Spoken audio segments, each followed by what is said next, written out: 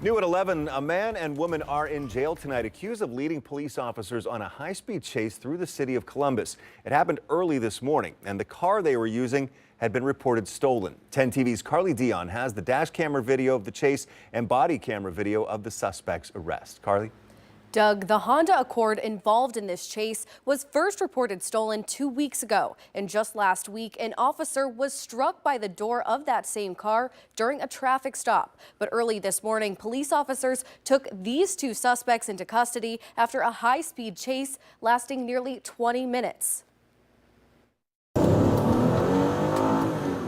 Here, a canine officer can be seen chasing after a car that first sped past him, going the opposite direction on Sullivan Avenue, just after 2:15 this morning. The car travels down the road before getting on I-70 East. As the cruiser followed behind, the officer eventually puts his lights on, attempting to pull the car over.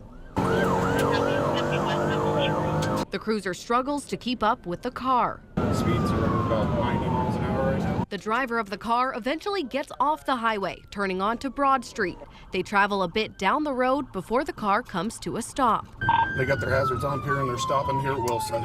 If they bail, watch the dog, please. The officer then pulls over behind the car. Hands up! Shut off the car! But the car then pulls away, taking the officers on a high-speed chase through residential neighborhoods for several minutes. At one point, they traveled through a park. Officers say they're reaching speeds of 80 miles per hour through these neighborhoods. The car eventually leads them back to the highway. Speeds are 95 miles an hour. Eventually, they get off the highway, heading down West Broad Street. Police continue to follow before finally cornering the car as it crashes to a stop. Get your hands up! Do not move! Hands all the way out the car! Officers then take 24-year-old Noah Roberts into custody. He is being charged with failure to comply with order or signal of a police officer and receiving stolen property. He could be heard apologizing as officers took him into custody. Officers also took his passenger, 34-year-old Gina Pompa, into custody. She is being charged with possession of drugs.